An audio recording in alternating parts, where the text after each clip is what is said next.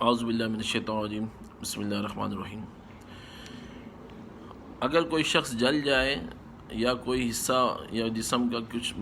مخصوص حصہ یا تھوڑا حصہ یا ہاتھ یا پیر پہ اگر تیل کی وجہ سے گرم تیل کی چھینٹیں آ جائیں یا گرم پانی سے وہ جگہ متاثر ہو جائے یا گرم چائے گر جائے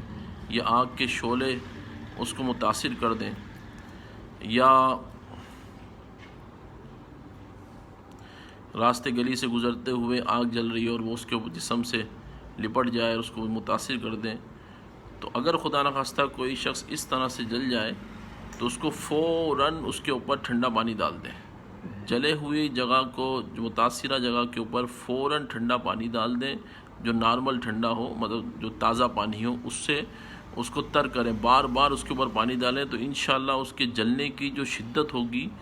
اور جو تکلیف ہوگی اس میں کمی آئے گی۔ اس کے علاوہ آپ سادے پانی میں یعنی تازہ پانی میں، تازہ ٹھنڈا پانی جو ہوتا ہے اس میں شہد ملا لیں اور شہد ملا کے اس کے اوپر سورہ کہف کا پہلا اور آخری رکوع اور ناریل کے تیل کے اوپر پہلا اور آخری رکوع دم کر لیں۔ سورہ کہف کا پہلا اور آخری رکوع شہد کے اوپر اور ناریل کے تیل کے اوپر 21 بار پڑھ کے دم کر لیں۔ اول آخر درود السلام پڑھیں، سیدنا کریم رشید یا نور اللہ،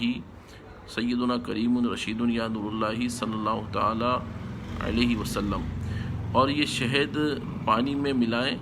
اور اس سے اچھی طرح سے وہ متاثرہ جگہ جہاں جل گیا ہے جسم کا کوئی حصہ، تو اس کو آہستہ آہستہ ٹکور کریں، یعنی باریک پانی، یعنی باریک دھار سے اس کے اوپر وہ پانی ڈالتے رہیں، شہد والا پانی اس پہ ڈالتے رہیں، اچھی طرح سے اس کو صاف کر لیں۔ اس کے بعد اس پہ ناریل کا تیل لگائیں اور یہ عمل کرنے کے دوران یہ وظیفہ پڑھیں، یا حیو یا قیوم برحمتک استغیث، یا حیو یا قیوم برحمتک استغیث، یا حیو یا قیوم برحمتک استغیث۔ یہ عمل دن میں کم سے کم 5 وقت ضرور کریں، انشاءاللہ تعالیٰ اس سے فائدہ ہوگا۔ دوبارہ سماعت فرمائیں کہ شہد کے اوپر اور ناریل کے تیل کے اوپر سورہ کہف کا پہلا اور آخری رکوع 11 بار 21 بار پڑھ کے دم کر لیں۔